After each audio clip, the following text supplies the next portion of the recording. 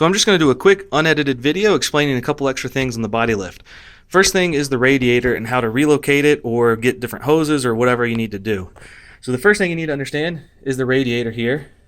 It sits and it is connected to basically this piece of sheet metal, the radiator support. And on the bottom side of the radiator there is a shelf that sits right underneath the bottom. And it's got two holes with some rubber bushings, and the bottom of the radiator has some little spikes that kind of stick through those rubber bushings. So the radiator is sitting on a shelf underneath.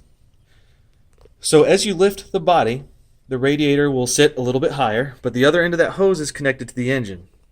So at minimum, you need to loosen up these hose clamps and just rearrange them so that they're not putting as much pressure on the radiator inlet, because this inlet is plastic and can break off if the hose is putting too much pressure on it.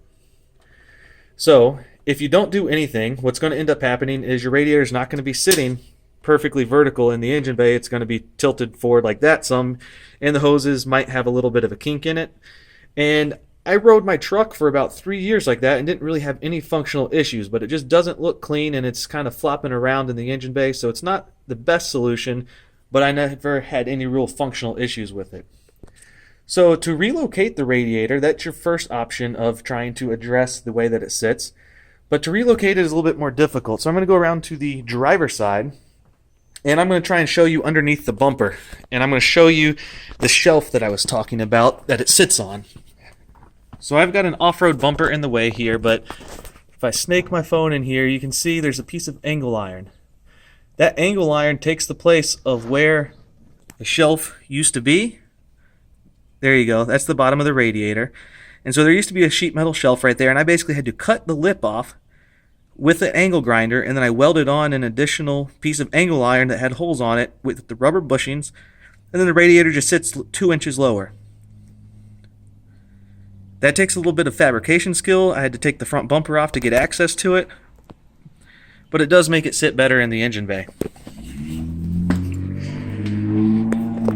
Now when the radiator sits 2 inches lower, you're going to have a 2-inch gap at the top of the radiator with the radiator mounts on the top side of that radiator support. So I just have 2-inch square tubing that has holes drilled through it, and you can see the spike on the radiator. That's just like a little alignment feature, and that goes through a hole drilled, and then the piece of square tubing is just bolted to the top, and I've got one on each side of the radiator, and that just spaces the radiator downward. It maintains the alignment with the crankshaft fan, and it just sits a little bit cleaner, more secure, less vibrating, and less rattling.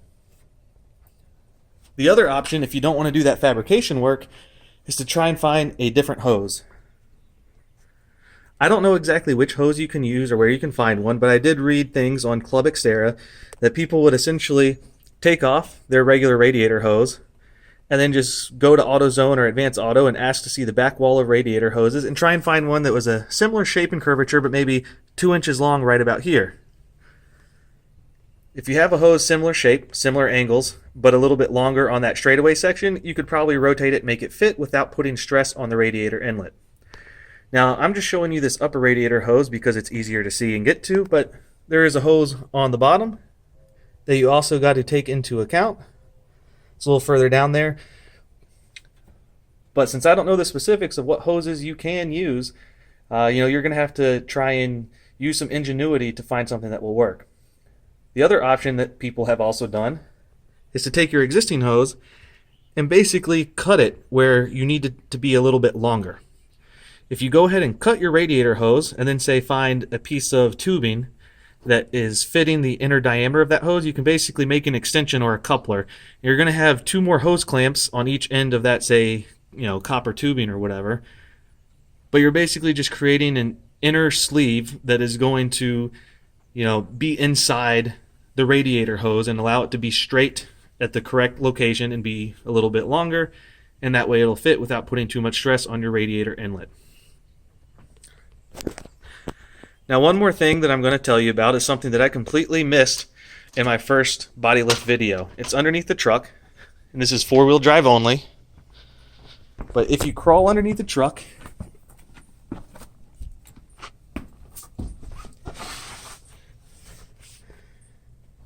so underneath the truck, there's the oil filter for reference. You can see the front differential and go up a little bit higher. I'm going to turn my phone sideways to try and show it a bit better. But there's the breather tube on that front differential. It has a little rubber hose, and that rubber hose connects to a hard line that is bolted near the engine somewhere, and that hard line goes to the back. It's kind of hard to explain where it goes in the back of the engine bay, but you need to follow it a little bit.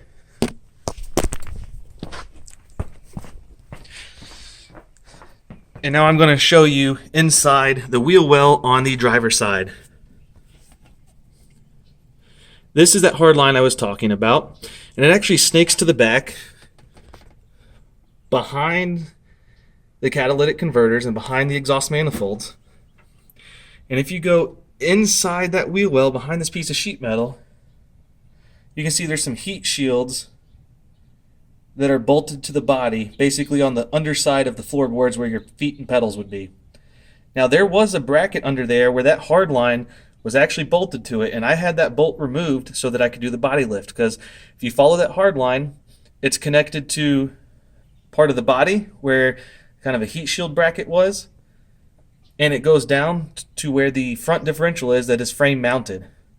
Additionally, it created a crazy squeaking noise because once I removed the bolt on that other end of the hard line, it was rubbing on that heat shield, and it was making a very bad squeaking noise that was hard to get to.